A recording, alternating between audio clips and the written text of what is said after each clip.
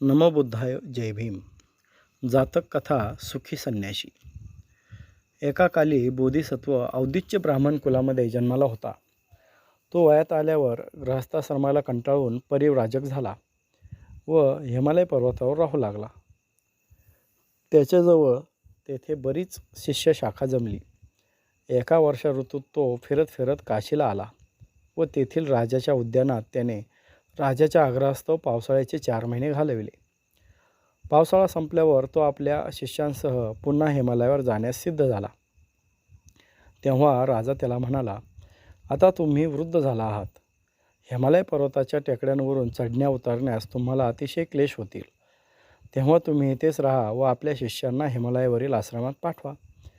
बोधिसत्वाला राजाचे म्हणणे पसंत पडले आणि आपल्या एका प्रमुख शिष्याबरोबर सर्व परिव्राजकांना हिमालयावरील आश्रमात पाठवून तो एकटाच त्या उद्यानात राहू लागला. काशीच्या राजाने त्याची व्यवस्था चांगली ठेवली. बोधिसत्वाचा जो ज्येष्ठ शिष्य काही काल सर्व परिव्राजकांसह हिमालयावरील आश्रमात राहिल्यावर आपल्या सतीर्थ्यांना म्हणाला, गुरुला पाहून पुष्कळ दिवस झाले. आता मी एकटाच जाऊन त्यांचा समाचार घेऊन येतो. तोपर्यंत तुम्ही एकमताने वागून आपल्या तपश्चर्येची अभिवृद्धी करा. तो अनुक्रमे काशीला येऊन आपल्या गुरुला भेटला व संध्याकाळच्या वेळी आश्रमाच्या ओसरीवर चटई टाकून विश्रांतीसाठी पडून राहिला. इतक्यात काशी राजा बोधिसत्वाच्या दर्शनाला तेथे आला. तो आश्रमात जात असता त्याला पाहून आगंतुक तापस उठला तर नाहीच, पण अहो सुखम असे उद्गारला. राजाला या एकचित तापसाने आपला योग्य मान न ठेवल्याबद्दल फार वाईट वाटले. पण बोधिसत्वाच्या मर्यादेत आपला राग आवरून तो आश्रमात शिरला आणि बोधिसत्वाला नमस्कार करून एका बाजूस बसला व म्हणाला, भदंत, आज आपल्या आश्रमात एक आगंतुक तापस आला आहे असे वाटते, पण तो खरा तापस नसावा अशी माझी समजूत झाली आहे. हा मनुष्य मी आश्रमापाशी पोहोचलो तरी न उठता खुशाल चटईवर लोळत होता व मी जवळ आल्यावर अहो सुखम असे ओरडला. मला वाटते तो फार आळशी असल्यामुळे आकंठ जेवून निजला असावा व त्यातच त्याला स्वर्ग सुख वाटत असावे. बोधिसत्व म्हणाला, महाराज, आपली गैरसमजूत झाली आहे. हा तापस यथेच्छ खाऊन अजगरासारखा इतस्त लोळण्यात सुख मारणारा मनुष्य नव्हे.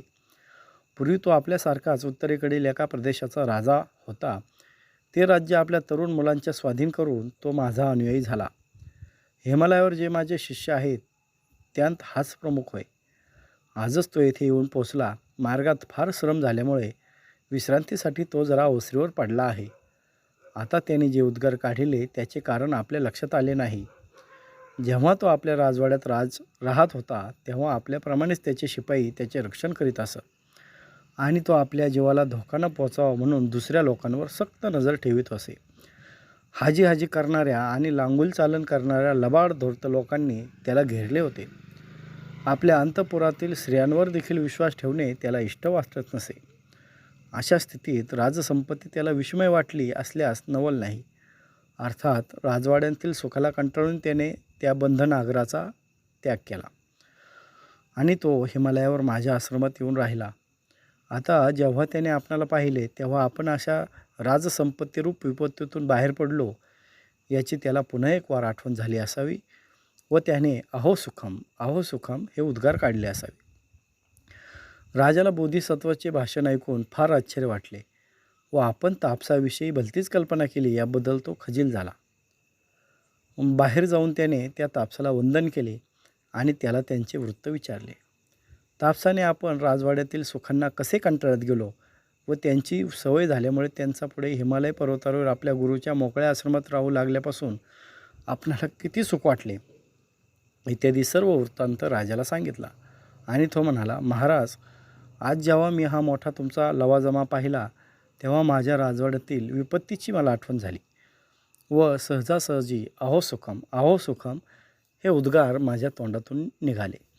राजा म्हणाला, ओ तापस, आपण मला क्षमा करा. मी राज्यसुखात दंग झाल्यामुळे आपल्यासारख्या सत्पुरुषांची मला पारख करिता येत नाही.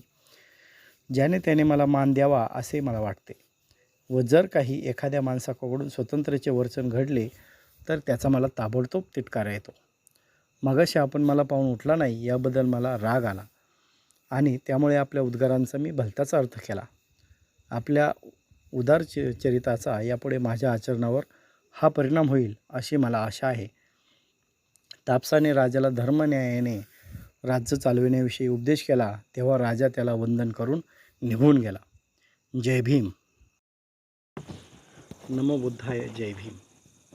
मी अजित एकनाथ मुंतोडे व्हिडिओच्या माध्यमातून आपणासमोर जातक कथा सादर करीत आहे.